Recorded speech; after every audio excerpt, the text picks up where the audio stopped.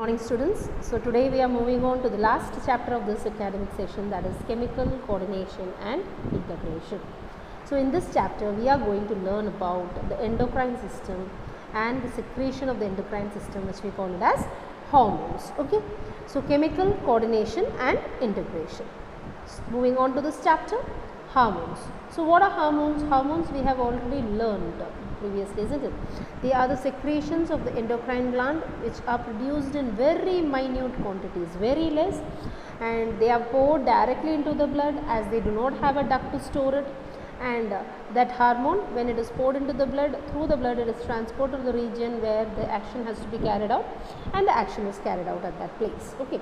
So that one we call it as what? We call them as hormones. So it is coming from a Greek word called as hormone, in which what is the meaning? It is to excite something. Excite means what? You are sitting just like this, someone is coming and exciting, come on, get up, do your work. Okay. So that is what we call it as what? To excite.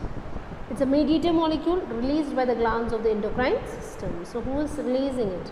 It is being released by glands called as what? Endocrine glands.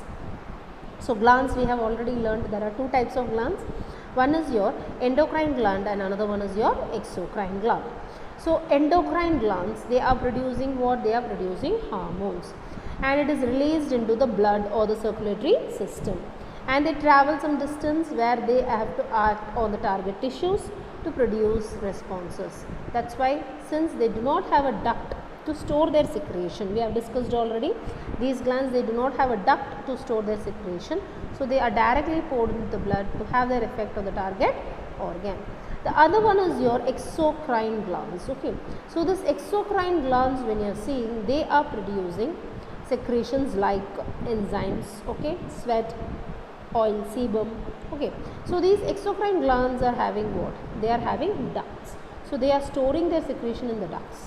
So they can store it. It's not that immediately it has to be produced and it has to be used like your endocrine glands. Exocrine glands, they are secreting products into the ducts, and they can store the product as well. So example of those glands are what? The sweat gland, sebaceous gland, mucus gland, digestive glands are all what? Exocrine glands. Okay. Now we are going to learn about some of the characteristics of the secretions of endocrine glands called as what? The hormones. Okay. So some characteristics of hormones is the next topic that we are going to deal. So hormones, when you are seeing, they are non-nutritional chemicals. Non-nutritional means they do not have any nutritional value. Means this hormones is not providing any nutrition supplement to your body. Okay. So they act as intercellular messengers. Between the cells, these hormones, when you are seeing, they send messages. The secretions which is reaching the cells, they can communicate with one another. Okay, that's why we call them as what? Intercellular messengers, and they are produced in very minute quantities. I told you it's produced very less because they are needed only in very less quantity. Okay, so they are produced in very minute quantities. They are secreted from endocrine glands and released into the blood to the target organs. So hormones, like for example, if you see I want to produce thyroxine. Okay. So or I want to produce what? We can take it as insulin. Okay. So who is producing insulin? The pancreas, isn't it? So pancreas will produce insulin just when they are finding out that the sugar level in my blood has increased. So pancreas will immediately produce insulin, and the insulin will be poured into the blood, and this insulin will, through the blood, it will go to the body parts wherever the sugar level has increased. There the sugar level will be coming down. Okay. So like that they are helping in converting this sugar into a complex form and storing it, thereby reducing the blood sugar level. Right. So they are produced in very minute quantities, and they are produced only when it is needed, because they cannot store anything. Why? They do not have ducts. They are ductless, isn't it? So that is the function of what? This hormone. So they are produced in minute quantities, they are poured into the blood, they go travel through the blood and to the target organ they reach, and they carry out the function. Okay. Now when you are moving on to the types of these hormones, based on the chemical nature, the chemical structure what they have, there are four main types. What are they? One is peptides and proteins. Hormones which are proteinaceous. or peptides, you know, when amino acids combine together in a chain like manner, they form what? The peptides. So peptides, when they combine together, they are resulting in the formation of protein. So most probably proteinaceous nature. So insulin, glucagon, thereafter you are having your pituitary hormone, hypothalamic hormones are all having proteinaceous nature. Okay. Next is your steroid. Is a different type of chemical, steroid hormone. Okay. So who are the steroid hormones? Especially when it comes to the sex organs, they are steroid. Okay. So they are producing steroid hormones like your cortisol is a steroid hormone, adrenal cortex is producing testosterone, progesterone, estrogen. Testosterone is produced by male, progesterone and estrogen is produced by female sex organs. Okay. So these are all steroid hormones. Their chemical structure is steroid in nature. Next is your amino acid derivatives. Okay. Along with the protein, there are some other parts as well, some other mineral ions as well. So this amino acid derivatives, when you are seeing, they are epinephrine and norepinephrine. Who is producing? The adrenal gland is producing. Adrenal gland we have learned, isn't it? So they are just above the kidney. There is a triangular structure called as what? The adrenal gland. So they are producing. Then your next chemical nature, when you are saying, it's iodothyroxine, and they are producing what sort of hormone? The thyroid hormone. Okay, iodine will be present along with the thyroxine. So this is producing what? The thyroid hormone. So based on the chemical composition, peptides and protein is 1, steroid is 2, 3 amino acid derivatives, and the fourth one is iodothyroxine. Okay. Now this is your endocrine glands, endocrine system, and hormones secreted by the different endocrine glands. So what and all is listed one by one we will be discussing. I will just show you, just see the location. This is pineal gland, pituitary gland, thymus, adrenal gland, ovary, pancreas, thyroid gland, parathyroid gland, and hypothalamus. So these are the different endocrine glands which is secreting. All these structures are secreting some sort of hormones and controlling our body functions, right? So the location of all these glands you have to just note down. This is there in this diagram. Next, moving on to the next part, we are going to discuss about the first endocrine function, that is the hypothalamus. So first one what we are going to discuss, hypothalamus. First one is your hypothalamus. So hypothalamus, when you are seeing, you have learned in the brain, isn't it? The brain, there is a region called as hypothalamus in the forebrain. So this hypothalamus is actually producing what? They are producing the hormones. Now when you are seeing these hormones, they can be of two types. What are the two types of hormones? One is your releasing hormone and another one is your inhibiting hormone. Okay. So what is these two type of hormones doing? This hypothalamic hormones, releasing hormone as well as the inhibiting hormones, they are controlling one of the gland called as the pituitary gland. So which gland is controlled by this hypothalamus? The pituitary gland. Whenever the hypothalamus is producing, means the hypothalamus is producing releasing hormone, they are helping in the secretion of the hormone secreted by pituitary. Okay. So when the hypothalamus is saying, come on, produce this pituitary hormone, they are telling the pituitary gland to produce these hormones. Okay. So like that, this hormones which is produced by the pituitary gland will be controlling other glands. So actually the master gland is what? The pituitary gland. But this master gland, when you are seeing, is controlled by whom? This hypothalamus. How? The hypothalamus, when it is producing releasing hormone, it will allow the pituitary produce all these hormones. Okay. And when the hypothalamus is producing inhibiting hormone, that is the inhibiting hormones, when it is producing, you have learned inhibiting hormones when it is producing, then they will go and tell the pituitary not to produce these hormones, because you know hormones are needed. When it is needed, it has to be produced. When it is to stop, it has to stop its production. So when releasing hormone is released by the hypothalamus, pituitary hormones are produced. When inhibiting hormones are released by hypothalamus, at that time you can find the pituitary hormone production stops. Okay. Now the next gland which we are going to discuss is your pituitary gland. So this hypothalamus, this pituitary gland, when you are seeing, it is having two portions. One is your posterior pituitary and another one is your anterior pituitary. So this is the structure of your pituitary gland. What are the two portions available? One is your posterior pituitary and another one is your anterior. So the one in the front we call it as what? The anterior pituitary, and one which is at the back we call it as what? We call them as the posterior pituitary. Okay. So this anterior pituitary is otherwise called as adenohypophysis, and the posterior pituitary is otherwise called as neurohypophysis. So the first one is adenohypophysis, the anterior pituitary, and the posterior pituitary is called as what? The neurohypophysis. Okay. Now this anterior pituitary is producing some hormones and the posterior pituitary is also producing some hormones.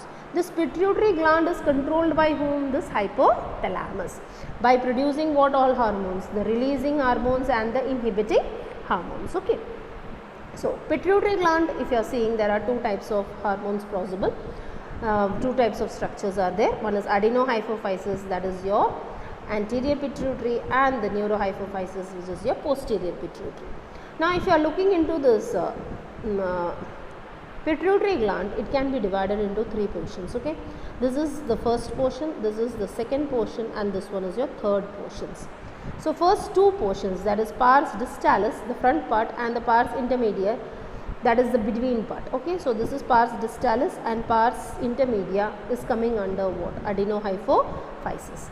Another one is neurohypophysis, which is pars nervosa, is coming under which one? The neurohypophysis. Okay, so pituitary gland, this adenohypophysis and neurohypophysis. Adenohypophysis, when you are seeing, they are producing these many hormones. So what are the hormones? One is your growth hormone, second one is your prolactin, third one is your thyroid stimulating hormone, fourth one is your adrenocorticotropic hormone, fifth follicle stimulating hormone, sixth luteinizing hormone, seventh melanocyte stimulating hormone. So these are the different types of hormones secreted by whom? This adenohypophysis.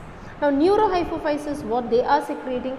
They are secreting oxytocin and vasopressin. So these are the two hormones secreted by neurohypophysis. Now one by one we will be discussing. Gigantism, first growth hormone. Growth hormone, as the name suggests, they are helping in controlling the growth of an individual, isn't it? So when this hormone is produced in huge quantity, then it is leading to a condition called as what? Gigantism. The person will grow much in height. Okay. And another one is your what is that? Dwarfism. Dwarfism means what? The person will be very short, she or he may not grow because of the insufficient secretion of what? This growth hormone. So as the name suggests, growth hormone helps in the growth. If it is produced in excess, it will result to a condition called as gigantism. If it is produced in less quantity, it will result to a condition called as dwarfism. Okay. The next is your functions of pituitary hormone. The first stimulates growth. Prolactin. What is the function of prolactin? The prolactin is regulating your mammary glands in females to help in the production of milk. After pregnancy, you can find the milk has to be produced to feed the baby, in order to feed the baby. So during that time, this prolactin will stimulate the production of what? The milk from the mammary gland. Okay. Thyroid stimulating hormone. As I told you, the thyroid gland, so hypothalamic hormone will send a message to the pituitary gland to produce what? Thyroxine. What has to be produced? Thyroxine. So this pituitary gland will produce thyroid stimulating hormone. This thyroid stimulating hormone will go to the thyroid gland and they will knock the thyroid gland and say, come on, start producing thyroxine. Then thyroxine will be produced by whom? The thyroid gland. So thyroid gland should produce thyroxine. For that, the message has to be given by whom? The pituitary gland. How the message is given? By secreting thyroid stimulating hormone. So pituitary gland secretes thyroid stimulating hormone and it goes and tells the thyroid gland to produce what? To produce thyroxine. Okay. So that is the function of this thyroid stimulating hormone. It stimulates the thyroid gland to produce thyroxine. Stimulates means it asks the thyroid glands to produce. Okay. Another one is your ACTH, adrenocorticotropic hormone. Okay. So there is a gland, I told you, adrenal gland, isn't it? So this adrenal gland, the adrenal cortex, they are producing some hormones. that hormones has to be produced. For that, the stimulation is passed by whom? Like TSH, thyroid stimulating hormone, is stimulating the thyroid gland. Adrenocorticoid hormone is stimulating the adrenal gland to produce what? To produce the adrenal cortex hormones. Like for example, mineralocorticoid, glucocorticoid hormones adrenal gland is producing. So for producing that hormone, stimulation is given by whom? This pituitary hormone, adrenocorticotropic hormone, ACTH. Okay. The next is your LH, luteinizing hormone, and FSH, follicle stimulating hormone. What is the role of these LH and FSH? They are controlling the sex organs, the gonads, okay, the testes and the ovaries. Here LH and FSH plays a major role in the ovaries, secretion of the ovarian hormones, progesterone, oxytocin, all those secretion they are helping in. Okay. The other one is your LH. What is it doing? Listen, it stimulates the synthesis of hormones called androgens on testes. So LH is helping the testes to produce a hormone called as androgen, and in case of females, they are inducing ovulation. Production of egg is controlled by whom? This LH. So LH hormone is produced by pituitary, adrenal means anterior pituitary, that is adenohypophysis, and they are helping in what? They are helping in the release of what? The androgens from the testis. Androgen is a sort of hormones which are present in the testis. One of them is the testosterone hormone. Okay, so to release those hormones during sexual act and all, they are helping, and in females they are helping in the production of ovum, that is the egg. Okay. Next is your follicle stimulating hormone. So what is the function of follicle stimulating hormone? They are helping in the growth of the ovarian follicle. The follicle has to increase. Okay, so the follicle, actually when you are seeing what is this follicle, ovarian follicle and all, you wouldn't have learned, but in reproductive system to some extent you would have learned, isn't it?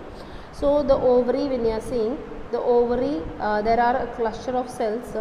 Okay, when the eggs are formed, the egg is being protected by nourishing cells. All together we call it as what? The follicles. Okay, so this follicle growth is regulated by what? This follicle stimulating hormone. Okay, so that is the function of what? This FSH. MSH, when you are seeing this melanocyte stimulating hormone, it regulates the pigmentation of the skin. Okay, melanocytes, as this name suggests, melanin pigment. If it is present in much amount, then it will be, the person will be black in complexion, and if it is present less, the person will be white in complexion. Okay, so that is controlled by this MSH.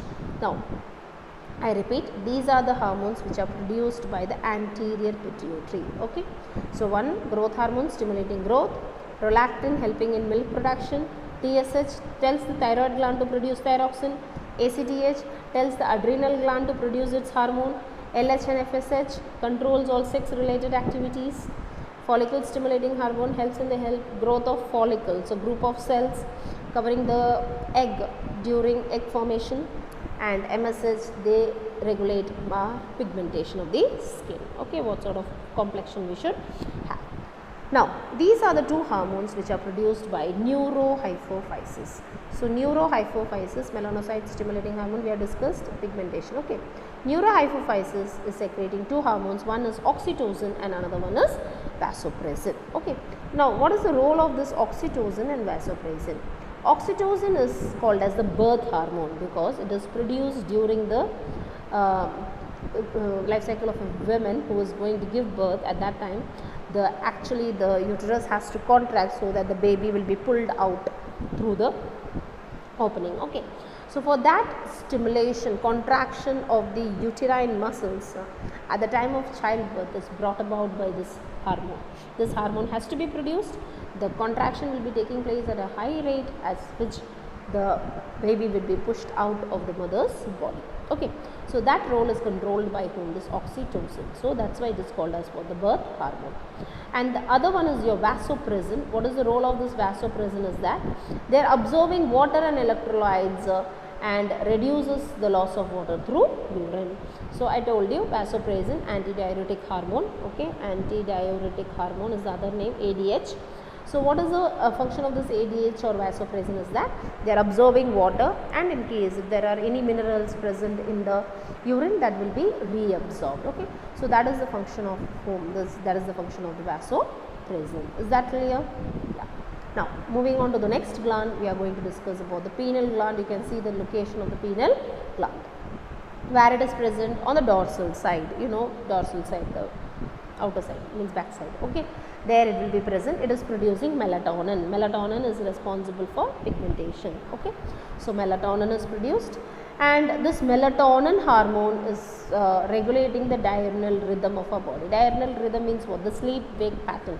The sleep wake pattern means morning, means at what time you will go to sleep, at what time you will wake up. Everything is being regulated by this melatonin. Okay, sleep wake pattern, body temperature. Okay, all these things, in the morning how it will be your body conditions, at night how the body conditions usually normally how it used to be, all regulated by whom? This pineal gland. Okay, so sleep wake cycle, body temperature are regulated by whom? This pineal gland. Along with that, they are helping in metabolism of different pigments, menstruation in case of females. Okay, defense capacity, or production of WBCs to some extent. How melatonin, when you are seeing the blacks are more immune, we say, isn't it?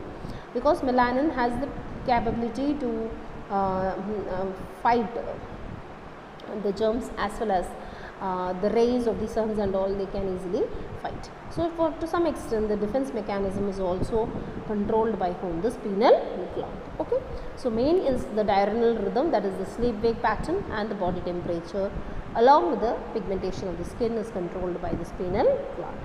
Next is your thyroid gland. You can find the thyroid gland. Yeah, this is the thyroid gland. 2 lobes on either side of the larynx. So this is the larynx, 2 lobes on either side of the larynx. You can find the thyroid gland. So composed of 2 lobes located on either side of the trachea. Okay, so trachea.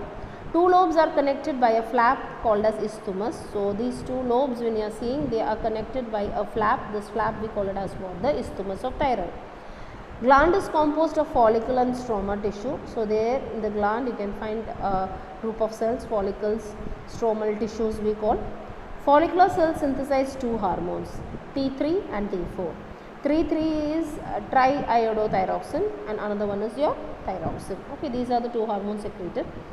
Iodine is essential for the normal hormone synthesis. This thyroxine has to produce, for that what is needed? Iodine is needed. That's why doctors, everyone used to recommend to have iodized salt, because iodized salt contains iodine, which helps in the production of what? This thyroxine. Okay. Thyroids also produce a protein hormone called as thyrocalcitonin, and they are controlling our calcium metabolism. Calcium, how much it is needed, excess has to be metabolized, broken down.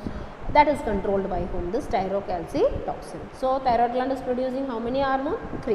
What are they? T3, T4 and thyrocalcitonin. Thyroiodothyroxine and thyroxine is controlling thyroid like function. Okay, thyroxine, whatever role they have like metabolism and all, we will be discussing. And thyrocalcitonin is helping in the synthesis, regulation of what? The metabolism of calcium ions. Okay, now if the deficiency of iodine is there, okay, it is leading to a disease called as what? The goiter. What is main function of this thyroxine is that they are controlling the basal metabolic rate. Okay, so basal metabolic rate has to be controlled by them. Now if there is a deficiency, the thyroid gland enlarges and it will lead to a disease called as what? The goiter. And if the deficiency is noted, sometimes it may not be goiter, some other symptoms during pregnancy causes defective development and maturation of the baby. So if the mother is having hypothyroidism or production of thyroxine is less, then the baby is likely to suffer from these conditions. So what were the conditions?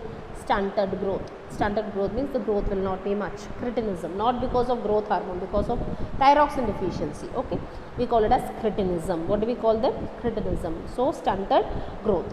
Mental retardation. So the baby will be mentally retarded. Skin, when you are seeing, it will be abnormal. Okay, and deafness. Okay, all these things are means when the thyroxine is produced in less quantity, the baby is likely to suffer from. Okay, so that is regarding your this. Functions of thyroid hormone, I told you, they are maintaining our basal metabolic rate, how much the food has to be broken down, all these things, the substances has to be broken down. They are regulating our RBC formation, It is regulating the water electrolyte balance in our body. They are also regulating our calcium levels. Thyroid, calcitonin, we learned, isn't it? Next gland is your parathyroid gland. So just in the thyroid gland you can find 4 lobe-like structures present. These 4 lobes are called as what? The parathyroids. Okay. So in the thyroid, 2 in each lobe, you can find what? The parathyroids are present. They are producing parathyroid hormone. Now what is the function of this parathyroid hormone?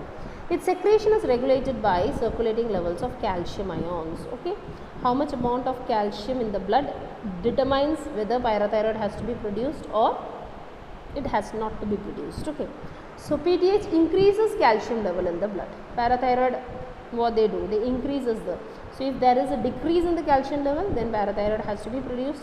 They increase what? The calcium in the blood. How do they increase the calcium? They reabsorb calcium from the bones. Okay, from the bones and all, they will be absorbing calcium and ions from the kidney also. When you are seeing in the renal tubules, urine, the calcium ion is present, that also they will reabsorb. Tubular reabsorption we have learned. So they will be reabsorbing the calcium and thereby they will be increasing the concentration of calcium in the blood when it has to be produced, when they are finding that in the blood the calcium ion concentration has come down. Okay. So that's why this PTH is called as what? Hypercalcemic. Hypercalcemic means increases the blood calcium level. Okay. So that's why it is called as what? Hypercalcemic hormone. Is that clear? Yes. Now the next gland is your thymus. This gland is present somewhat here. Okay. So thymus gland. So located on the dorsal side of the heart. So obviously this side. And the aorta, so a bit in. Secrete a peptide hormone called as what? Thymosin. So what is the hormone secreted? It plays a major role in T cells called cell mediated immunity. You will be learning. Okay, there are 2 types of lymphocytes. One is B lymphocytes, which is produced by the bone marrow, and another one is your T lymphocytes. Okay, T lymphocytes, which is produced by whom? The thymus. Okay, so this lymphocytes, they are helping in the actually a type of immunity. So fighting against the germs, they are playing a major role. So cell mediated immunity, we call them as what? The cell mediated immunity. So the cell is acting as a mediator for providing immunity. Okay. So they also help in the production of some antibodies. So these antibodies will act against the antigen, that is the germ, and will try to kill the germ. So providing immunity, this thymus gland is mainly important. So as you grow older, okay, the thymus gland becomes degenerates. In the younger ones, the infants, it will be highly functional. But as you grow older, it degenerates, because of which old people are not that resistant to diseases. They are disease prone because the thymus gland has degenerated. But thymus, if it is present, they are helping in the production of T lymphocytes, the T cells, and this helps in providing immunity. Okay. With this, I think it's enough for today. So the next all glands we will be discussing in the next class. Thank you.